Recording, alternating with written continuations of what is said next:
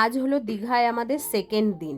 তো আজকেও আমরা কিন্তু সাজুগুজু করে একদম পুরো বেরিয়ে পড়েছি আর যাব হলো গিয়ে জগন্নাথ দেব টেম্পল। তো হ্যালো সবাইকে, কেমন আছো সবাই? আশা করি সবাই খুব ভালো আছো, আমিও খুব ভালো আছি। দীঘায় এখন মূল আকর্ষণ হলো এই জগন্নাথ দেবের টেম্পল। আর এই জগন্নাথ টেম্পলটা হয়ে কিন্তু দীঘাও একটা তীর্থস্থান হয়ে গেল। আর বিশাল বড় এরিয়া জুড়ে এই টেম্পলটা করেছে।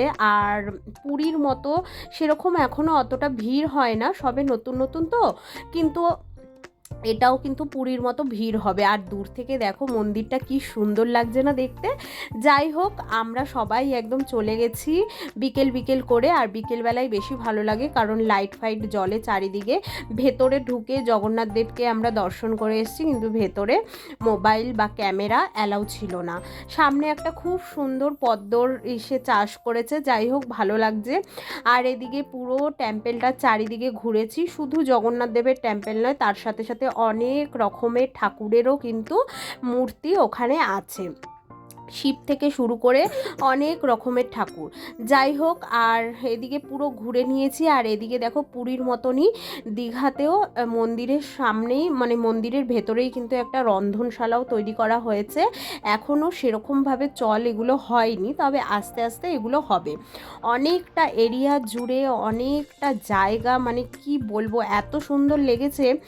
আর এখন দীঘায় মানুষ যায় কিন্তু এই জগন্নাথ দেবের টেম্পলটা দেখতেই। সাথে সাথে বললামই যে নানান রকমের ঠাকুরের মূর্তির মন্দিরও রয়েছে। আর এই যে এই থাম্বাগুলো দেখতে পাচ্ছ, এই থাম্বাগুলো কিন্তু এক একটা প্রদীপ, দেখো সামনে মানে এরকম যে দাঁড় করানো, চারিদিকে কাটা কাটা মতো দূর থেকে দেখা যাচ্ছে, সেগুলো কিন্তু এক একটা প্রদীপ। আর থাম্বাগুলো কিন্তু অনেকটাই করেছে। প্রথমে বুঝতে পারিনি যে ওগুলো ওরকম কেন, সামনে গিয়ে দেখছি যে প্রদীপ মানে কারেন্টের। তো আর এই দিকটা দেখো, মন্দির থেকে ঘুরে এসে আরও একটা অন্য দিকে যাচ্ছি।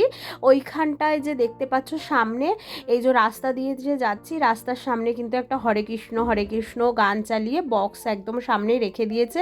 আর এই যে দেখতে পাচ্ছ আমাদের মজুমদার বাবু যেখানেই যায় না কেন, উনি এত ব্যস্ত, সারা দিন ফোনেই ব্যস্ত থাকে। সব ক্লায়েন্টগুলো ফোন করবে, ঘোরার কোনো সুযোগই পায় না উনি।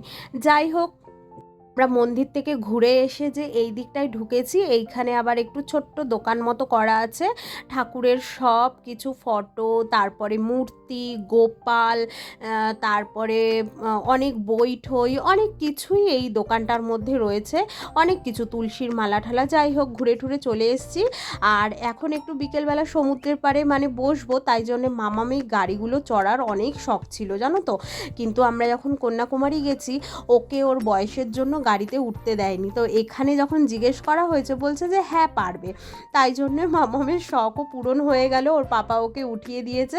যাই হোক, বাচ্চাদের শখ মানে যা বলবে সেটাই পূরণ হয়, কিন্তু বড়দের কোনো শখই পূরণ হয় না। যাই হোক, তো এই ছিল আজকে আমার ভিডিওটা কেমন লাগলো অবশ্যই জানিও। ভালো লাগলে একটা লাইক করে দিও। তোমরা সবাই সুস্থ থেকো, ভালো থেকো। দেখা হবে অন্য কোনো ভিডিওর সঙ্গে। আর এই যে ম্যাডাম তো ভীষণ এনজয় করছে। যাই হোক, চলো তোমরা ভালো থেকো, সুস্থ থেকো। দেখা হবে নতুন কোনো ভিডিওর সঙ্গে। ততক্ষণের জন্যে টাটা।